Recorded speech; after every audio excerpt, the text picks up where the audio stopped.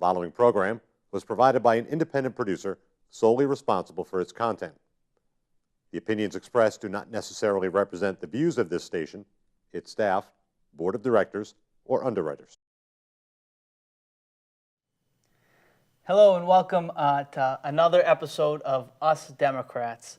It's a show put on by myself, Dave Tenza, chair of the Nashua Democratic City Committee, to talk about democratic issues within the city of Nashua, really issues that surround government and issues that are important to people of Nashua.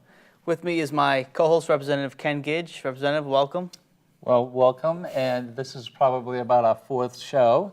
And though it's us, as in U.S., or us Democrats, we certainly would love to get Republicans on. So if there's any Republicans who are either mad at us or would like to come on and be a Democrat for a while, or Sure. give Democrats a hard time, that's fine with us. We have a guest today. We do have a guest today. We are very fortunate to be joined by Alderman Diane Sheehan, who is currently Alderman in Ward 3 here in Nashua, but is running for an at-large seat on the Board of Aldermen. Alderman Sheehan, welcome to the show. Thank you. Thank you for having me. Absolutely, it's our pleasure. Can you tell the viewers just a little bit about yourself? I am a stay-at-home mom who has been very active in the community after I had stopped working for a while to raise the family and started to go back to work. It became obvious to me that one of the ways I could do that was continue being an activist, but take an easier way of getting things through City Hall by being one of the people that votes on it. So I decided to run for office. So I come to the office from a position of wanting to make things happen and seeing where we have some opportunities to do things better and wanting to help to craft that, taking my business background of group problem solving and trying to do things with a goal in mind and applied that to what I've been doing as a ward alderman. Great. I remember when you first started, you were doing, I believe it was Neighborhood Watch Yes. groups, and very, very involved in the community. And I believe I also ran the first time when you ran I ran for alderman. And it was a beautiful day, 70 degrees outside, right? Yes. 630 people showed up, and I lost by 30. Oh, I won by 30. They went to the there you wrong go. goal. I lost by 30. Yes. And so you've been representing Ward 3. And Yes. Ward 3, for people who don't know, is the French Hill area. French Hill, North End, north of Greeley Park, down to Canal Street and the river on Main Street. So very diverse. Very diverse economically and Yes, culturally diverse. We have Harris Preserve, which is a very affluent area. We have like Berkeley Street in that area, which has some of the most beautiful homes in the city, as well as the inner city French Hill and Bridge Street, which has a more diverse and has a different socioeconomic makeup and also a lot of different ethnicities and different cultures. So it's always different. Every phone call I get, it's always something very different. So it makes it more interesting, I think. Sure. And what have been some of the things that you've been able to accomplish for Ward 3 that you're particularly proud of? Oh, boy. There's a whole bunch.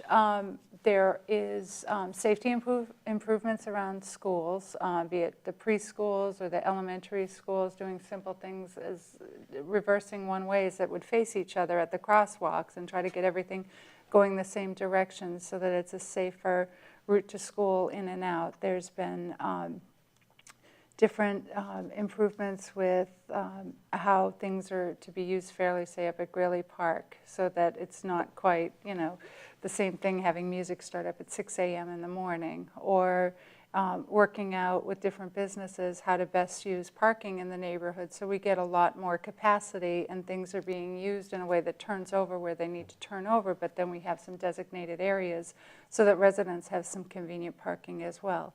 So that requires getting people together that are using an area as well as that are there and living there. So it's really been a group effort. I think that people work together and say, okay, what do we need it to be able to do? And then work together rather than saying, this is what I think. It's a lot better when we say, what do we need, and work from it that way. Committees.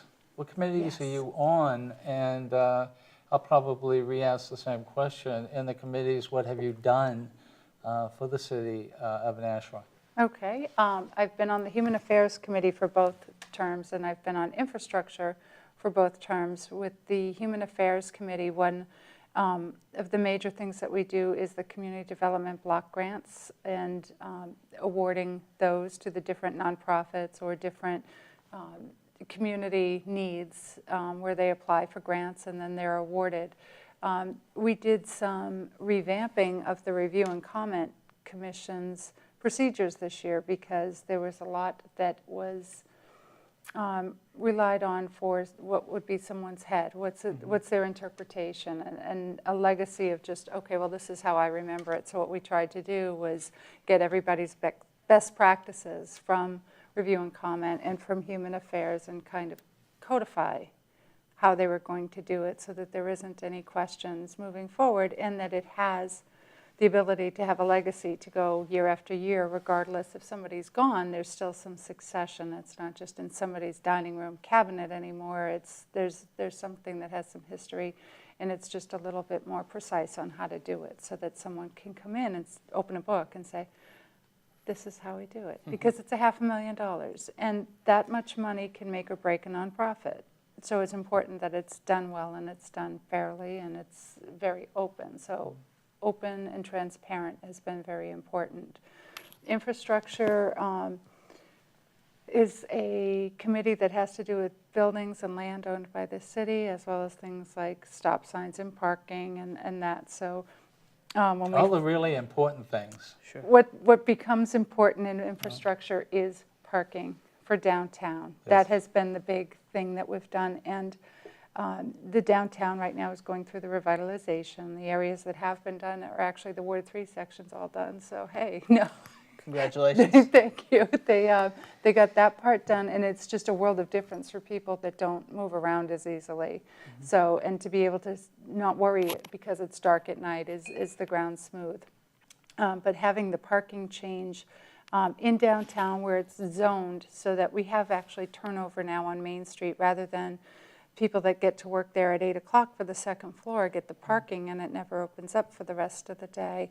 You know, that's been a nice improvement. If you need to just run into Alex Shoes now, you can find a parking spot within a few blocks and be able, you know, chances are, park right in front, run in, get what you need, and get back Can I ask out. you, trees? I mean, Trees. this happens to be a big thing. And It is. I've gone down Main Street recently, and it's very, very dark. You have lights coming in, I take it, or Yes. that's not, please. Yes. We There need are lights going, down there. the nice thing is our lights in the past have been very focused on the traffic. You'll see that now the lights have two sides, one for the Oh, okay. sidewalk and one for the street, Yeah. so that there's pedestrian lighting as well as road lighting. So the new lights on the bridge, for example, are set up to look like the lights that were originally there when the bridge was It originally. was probably wood. Oh, that's nice. Yes, Yeah. way Yeah, back in the yeah. way back. They got pictures and they tried to replicate that. So it has an older feel. The planters that have gone in,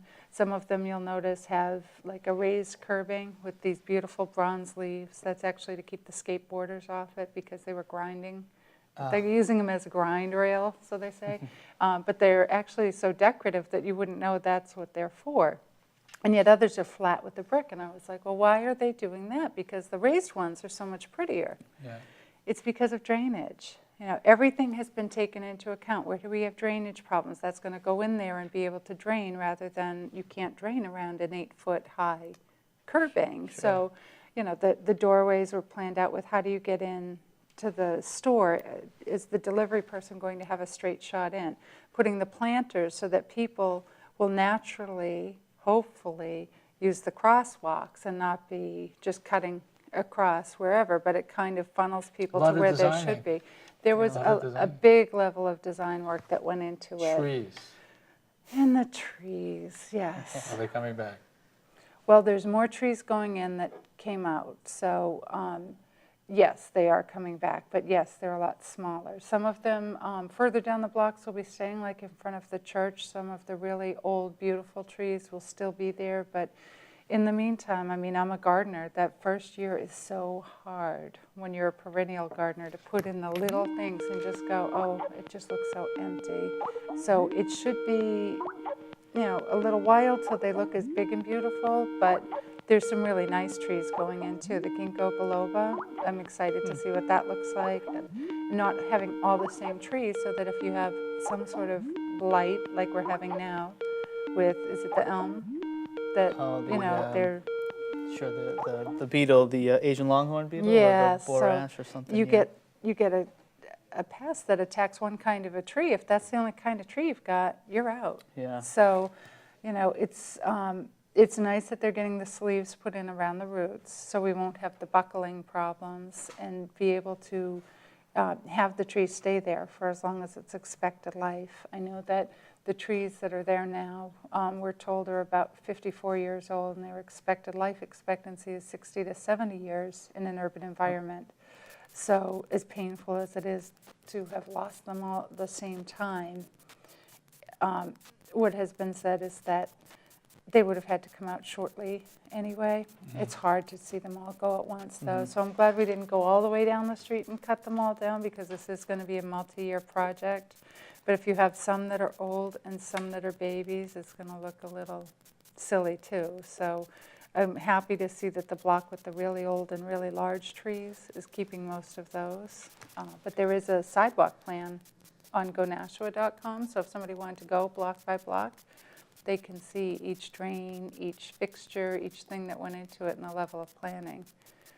Well, that's great. So a lot of times I think people react when they see the trees coming down on Main Street. Of course. But they don't course. necessarily realize all of the planning, preparation, and thought that went into. So you're saying they can go on gonashua.com And see. and look at There all of are them. more trees going in that came out, but I know that for me it was upsetting to see them go as well, and I'm a tree person. I live across the street from Foster Square, and what they had told us they would be doing for the revamping of it was doing some pruning and some grass and all the different plants, and then I came home and they were lollipopping the trees and taking them up about 25 feet. So I just went out and stood between the tree people and the tree until the mayor could get there and say, this is not what was described. So then they changed. I mean, the trees that were already cut. But yeah, when there's something that, doesn't make sense, I have taken action. So I would call that probably under infrastructure as well. But they had come with a plan to Human Affairs because it was a community development block grant that was redoing Foster Square. So there's ways of making things happen or stop happening when it's the right thing to do. And those are some trees that I feel like I saved, but the ones on Main Street I do miss. But I think the ones that were put in last year look so much better than the ones that were put in this year. In front of Daryl's Music Hall, there's two that are a couple years old now, and they're obviously not one-year-old trees that have gone in, but just seeing the difference after it's been in the ground for 2 summers gives me a little bit of a, okay, here we go. Sure. Dave, you're an alderman at large. What is it? What's the change? More power, more money, of course. Oh, yeah. I mean, we get paid lots of money. Yes. No. With a ward, you're responsible for things that are in your ward. For example, I get shown things that might happen to get my support before the administration will move forward. So that part is more of a ward function, or if somebody wanted a stop sign or this, they would get in touch with their ward alderman if their trash was missed for pickup and it's starting to be a pattern, that sort of thing. What an at-large person does is looks at things more holistically across the city as a policy level and focuses more that way. So you're also, it tends to have more leadership. You are actually eligible to be board president or vice president if you are, and it tends to get more committee chairs, and so that's something, although not always. With, for example, the overnight parking, we're looking at doing a trial in the tree streets. And that's something that, as a homeowner that lives in French Hill, who has more cars than I have driveway, we do have to line them up each night. And, if we forget to put them away, we get the tickets. We have to figure out who's going out first. Of course it touches me, but what also I'm very aware of from going to crime watches is when there's a problem house in the neighborhood, it becomes very obvious because there's cars out overnight that shouldn't be there. And it's a problem of, if we have too much density is one thing, so how do we do it in a way that isn't going to create more density? And instead of improving the quality of life by offering people a place to park, it's going to bring in problems because people can hide their cars there while they're doing things we don't want them doing. That, Sure. we're having a problem right now in the city with armed robberies, and the chief of police said it's drug related. When we allow drug houses to be there, that's a way that exacerbates that problem. So if we can enforce a sticker program like they do in cities, that's great. It's a way to say you should be here, you shouldn't be here, because a lot of landlords who have trouble with a problem landlord next door, now they can't rent their property because somebody else has a problem property next to theirs. That's not fair to the other neighbors. So trying to look at it more as a policy opportunity. How do we do this in a way that does make things better, that makes a property more desirable to live in? And a neighborhood become available to people who say, I can't live there because I need to drive. So being able to fix that in a way that actually says, it's great, I can go out, I can take my child in and my groceries and not worrying about having to tuck my car into the neighbors at night because I pay him for the spot, Sure. which I've done. We've had to do in our neighborhood. So I understand it. And those are the types of things I want to do globally. Start looking at how do we handle nuisance properties? How do we clean up these areas so that they're a better place for people that live in those neighborhoods? Nashua's I think you'll agree, a great place to live. Yes. And there are a lot of just fantastic neighborhoods. And then there are those neighborhoods that need a little extra attention from the Board of Aldermen, which is great that you're looking for solutions to make those neighborhoods better. I have skin in the game because I live in one. Sure, you right, know? And I absolutely. know the people that live there. They're my friends, they're my neighbors. We work together to figure out ways to do things better. And I think that's important to have at that level of the board as well. Absolutely. Living in such a diverse neighborhood with really the whole scale of, I would say from education to finance, you do have quite a large picture, so you believe as an alderman at large you will have a more insight than your competitors. And how is that election going? The election's going well. I think it gives me a different perspective. We moved to here to Nashua in '73, so I've moved in and out over my lifetime, but I've obviously been back for quite some time. I grew up in the South End, so I've lived in the Lancashire Heights section of town in Ward 8, and I've lived here. I actually inherited my mother's house and chose to stay where I am. So it tells you, it's nice to have a walkable community. It's nice to have neighbors who are all different kinds of people. There's artists, there's working people, there's carpenter who built a bookshelf that you press it with one finger, it's fully loaded, it opens up and reveals a staircase. Wow. I mean, there's like some just mad talent in there that you don't know until you get to know your neighbors. And I've seen that kind of neighborhood as well as the kind where the kids are out on the street riding their bikes for 8 hours and they come in for dinner and that's it. And then you never see, I understand all the different sorts of cultures and communities that Nashua has and what is good about each of them. The newspaper has been doing reports on the different census tracts, and they tend to focus on one thing for each, and I feel like they're missing something by only looking at one thing that sets each one apart. I know for the French Hill one, a lot of people in French Hill were like, hey, how come they didn't say how many artists live here? There's a lot of very creative people that want to be near downtown. They didn't talk about, how we all look out for each other, or we've got a great neighborhood watch that's very active. None of that. It's, they're picking one thing, and Sure. It's like, there's so much more, but you have to look a little bit closer. Well, you mentioned all the artists. I know that you've been involved in Fancy Fridays here in Yes. Nashua. Could you just talk a little bit about that, what it is, and why you enjoy being involved in that? That is it's a group that was started by Paul Shea, who's actually running for my seat. I got to know him through Fancy Friday. He noticed that with younger people, one, there isn't much to do, or there wasn't much to do in Nashua. It's gotten a lot better in the last few years. I think Fancy Friday has something to do with that. That young people miss getting dressed up. Like you went from prom and all these things at colleges to you're in the cold hard world and you're not getting dressed up to go to a ball unless you have $100 to buy a ticket for a charity event. So what this does is kind of makes a bar crawl or that sort of pub type of night, but you get a bracelet that benefits a charity. So there's some goodwill. There's often raffles or different programs, but everyone gets to get dressed up. And they encourage the different businesses to get involved, and there's generally something different going on at each one. And we usually have a photographer there, so people can have some really nice pictures when they're all dressed up. But like Mother and Child has been promoted as a place to be able to go and find really cool stuff, but without spending a lot of money. But it gets a younger generation something to do and a way to start looking at things with a civic mind. Where can I help? How do I fit in? Because the group of people that are involved in it also choose what charity are going to benefit.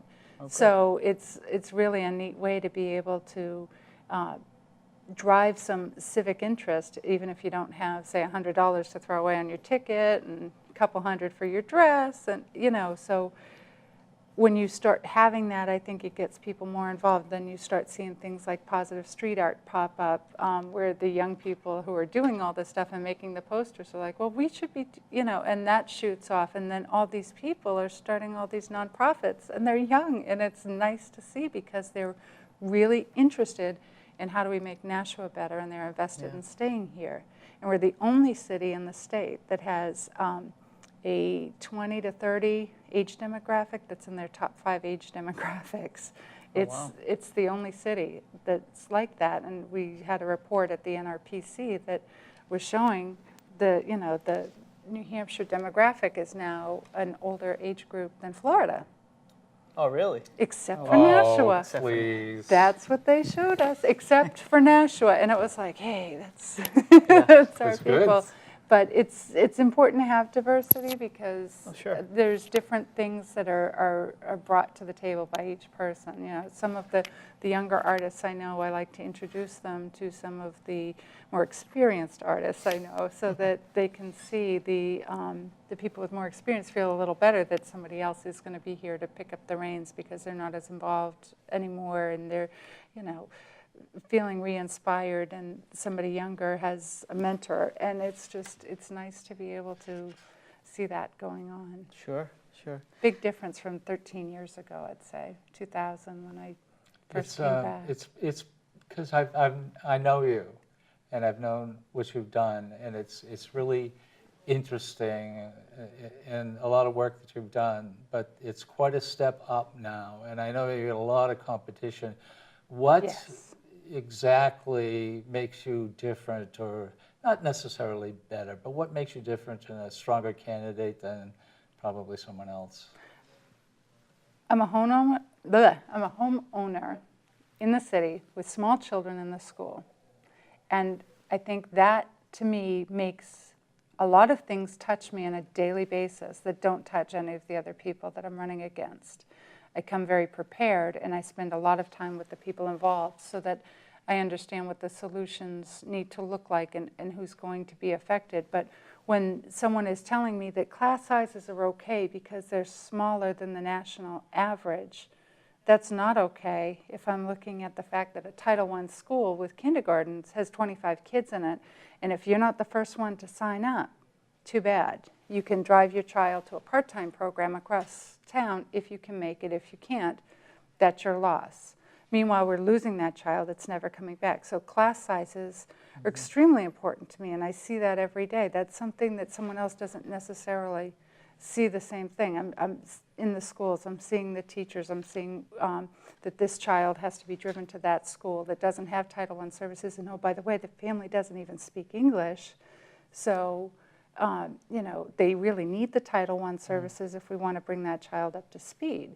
So that, to me, I'm also very collaborative with wanting to find a solution. So a lot of the things that I've started or initiated have passed because I've worked with people to try to find a solution. I'm not running on, well, I tried this, I tried that, I was the sole lone dissenter. No, almost all of what I've done has passed because I have worked with people to gain agreement and to have a solid solution. When I did the contract redlining on my first term, you know, it was something that was very simple. It's a standard business practice when you explain it to people. You know, it was kind of a no-brainer, but talking to people and understanding, well, okay, that was a big problem because it was a surprise to people. Well, how do we eliminate that? You know, that's the kind of business experience and collaboration that when you take your business background and then seeing things touch you, you know, when taxes go up 4% or 2%, they haven't gone up 4%, but I'm seeing that in my bill. I know what it is, and you know, that matters to me because we're not a wealthy family. We're very much touched by how much of an increase things are hitting us too. So I'm very much skin in the game on almost every single thing that comes before the board. Great. Diane, we have about a minute left. It's been a quick half hour here. If people want to get more information about you, where can they find you on the internet or? Well, the city email? website obviously has how to contact aldermen, but I also have sheehanfornashua.com is my web address, and I'm on Facebook. There's Alderman Diane Sheehan. Is more of an interactive, you ask me a question, I respond. There's more dialogue, there's more what's going on today sort of thing. And I'm also on Twitter, so that's something new to me.